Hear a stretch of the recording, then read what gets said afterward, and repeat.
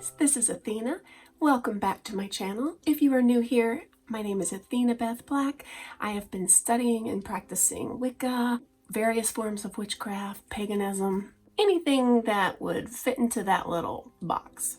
On this channel, we look for ways to bring magic into the mundane and explore everyday enchantment. If that sounds like something you would enjoy, please stick around. On today's video, we will be talking about crystals that you wear, jewelry, and how I like to cleanse them between wearing. Also, before we go any further, yes, this is a wig. Back in March, when all the lockdown stuff started, I got a little crazy and bought myself a ton of cheapy wigs. It had bangs. The bangs look like crap, so I tucked them. Whatever, you don't care. That's not why you're here. Let's get to it, shall we? So there are many, many, many ways of cleansing your crystal jewelry. Pendants, bracelets, rings, all that kind of stuff. I tend to like to do what's easiest and fastest, and usually most ecologically correct. I'm going to share with you my rice method. If you guys know Tiptoe Chick, R.I.P. to that beautiful soul, then you'll know where I got the great idea of old Patron bottles. Okay, old Patron bottles. I like to take brown rice. You can do organic or whatever you want. Usually I do, just because I'm like as pure as possible. Brown rice and dried lavender. You can buy lavender. I'm pretty sure I bought this in a giant bag a while back. It lasts forever for me. And I make up a little mixture of brown rice and lavender. And as I am taking it from their other bags and combining them and putting them into this jar, I also have sweetgrass burning. I love the scent of sweetgrass. So apparently does my dog, because he keeps trying to eat it when I put it down. Sage is great, but I have always preferred sweetgrass because to me it has such a happy, positive vibe to it. I've always looked at sage as the Clorox bleach. I've always looked at sweetgrass as putting good vibes and good energy back into that area. I'll have this burning, and as I am mixing together my brown rice and my lavender, I let smoke kind of also waft all through there. I used to use a bowl. I just kept a bowl readily available. But with a cat, especially when she was younger and rambunctious, she used to try to get into that bowl of rice and make a mess. So then I was gifted this really nice container. It's perfect. It's totally adorable, by the way. Look how cute that is. People know me, and anytime there's a fox, give it to me, man. I love it. Love, love, love the art on this. And also, I can keep tons of my rice in here undisturbed with the top on. It keeps out dust, cats, etc. Now, I'm going to be honest with you. It's been a long time since I've used this, so I've got some rocks and crystals in here who have not seen the light of day in a while. I'm going to pull some of those out. Let's see what we got. Labradorite is my favorite crystal of them all. And this is one that I was keeping in my car for a while. Honestly, I don't drive much lately, so this one I brought in. Oh, look, Labradorite. Did I say it was my favorite? It's because it's totally my favorite. This one has a little hole in it. Bought it probably at Michael's. Probably at Michael's. I'm not 100% sure. With the intention of stringing it and wearing it. I have yet to do that. I've actually used it more as a worry stone. And again, I haven't had to do this since we've stayed home for the past 7 months. But when I was actively going out of the house to go to work, which I might be doing again in January, unless another wave changes that plan. But I always would put my worry stone right there, one on each side. All right, an amethyst pendant. I did get this one at Michael's. Y'all check out Michael's in their little crystal aisle. They have real beautiful stuff there. And this I wear on a necklace. This one is, I think it's supposed to be malachite. It also came from Michael's. I don't actually use this one very much because I feel like it's not real. It could be, but it just feels plastic to me. I'm not feeling anything else in here.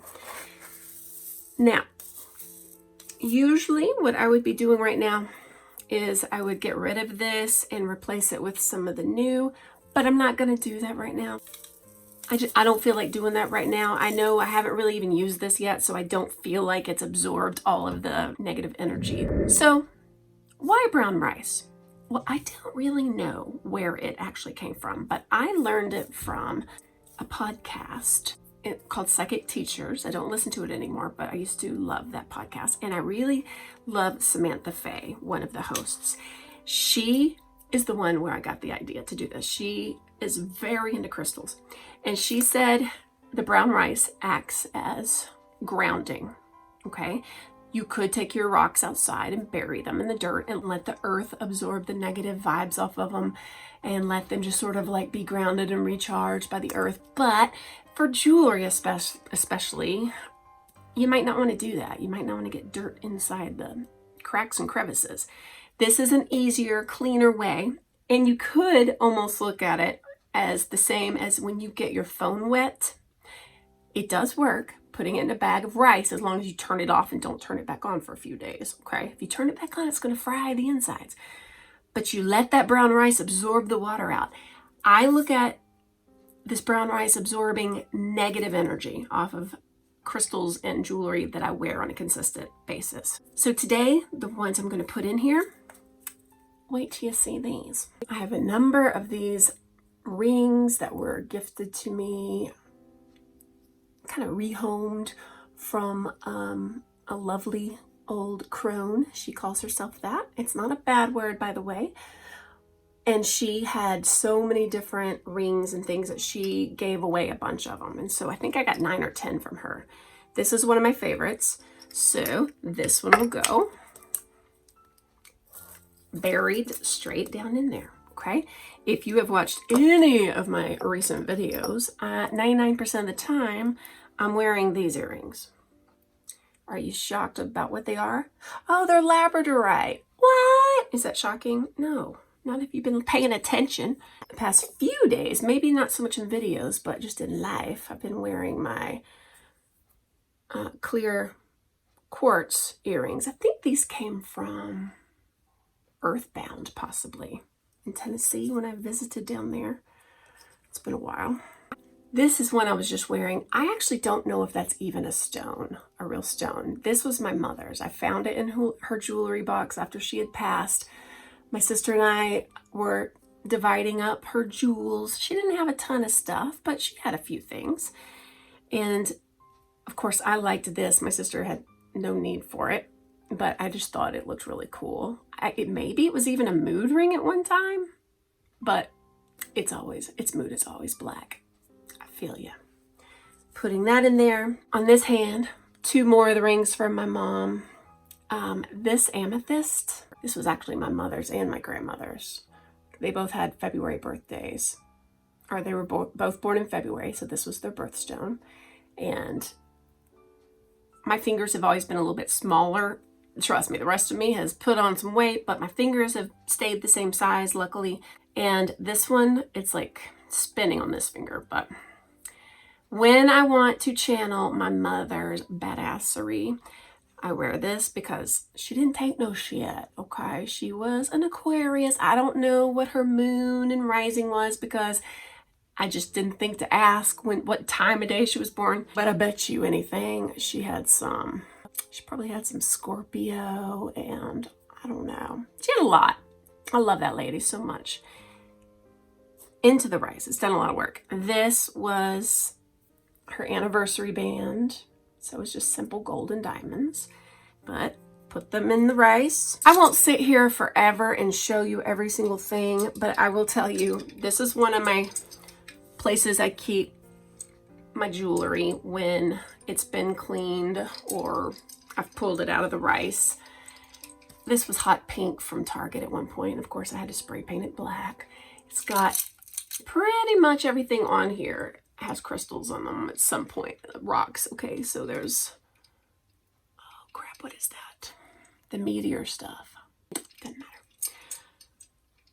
There's some little opals. Those are recent. Now, honestly, I haven't worn any of these, so I don't feel like they technically need any cleansing. I've mentioned Michael's a couple times. Look at this. That's Michael's. It's a pendant. It reminds me of Bumblebee Jasper, but it's an agate, I think. I don't know what it is. Here's the thing. I love crystals. I have more than 200 pieces of crystals if you count jewelry and rocks. I don't remember the names of everything. I think the banded ones are usually agate, right? I don't know. I know this one's blue lace agate. Y'all, this is from freaking Michael's. And I love it when both sides are crystal and there's not like a cheap crap on the back of it. I love it because it touches right there. And you know, my blue lace agate, I wear that when I want to be a little more eloquent. I should be wearing it now because, you know, I'm stuttering over my words and all that. But right near my throat chakra, helping me speak succinctly. I'm gonna quit talking about individual things because I don't, this is embarrassing. When I was working on a daily basis out of the house and getting dressed and gearing up for the day and choosing which rocks I wanted to carry in the, you know, I wanted to be packing. Worry stones are the best things in the world.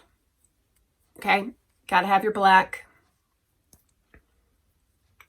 onyx, jet, shiny black. I don't know. That's a super protective one for me. And when I had to use it a lot last year, you know, you wear that. And then another good one for the throat chakra, lapis lazuli or lazuli. I would take them out as I was getting in the shower, boom, boom, pop them in that rice, dig them down in there good. They're safe. They're getting charged, cleansed, getting all that stank off.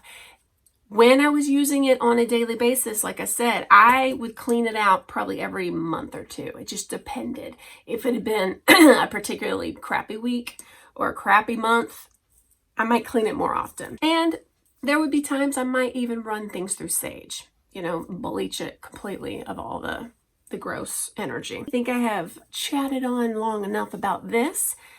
What do you do for your rocks and crystals if you wear them and keep them around? Do you like to clean yours? When it's full moon, every piece of crystal I have goes downstairs and outside under the moon because my back deck area, my sacred area, which isn't that sacred anymore because I don't really get to use it anymore. Long story there. It has to do with a lot of dogs though. But I still do try to get all my rocks outside under the full moon light. Every full moon that it's not raining. Now that it's cold and the leaves are going away, I can see the moon again. It's so brilliant. You've heard me say it 100,000 times. I'll say it again. I do love that. And I love to put all my rocks under the moon.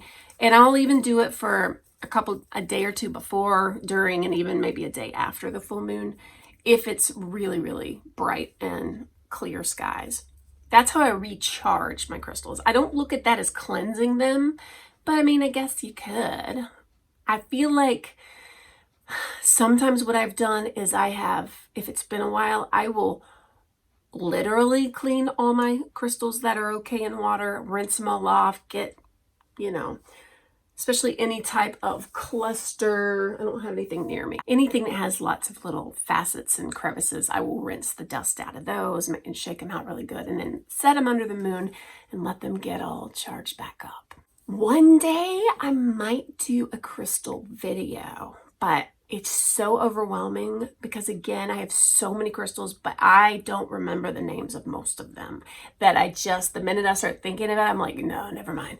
I do have another crystal video I'm going to include during these 30 days of Magick where I tell you how I choose crystals for my needs, not knowing their names. I still have a little cheat for understanding their properties and how to use them. Your results may vary, right? All right, that's enough for today. Thank you for watching. I love you. If you enjoyed this video, please like, subscribe, and hit the bell. Okay? I really appreciate that. Thank you.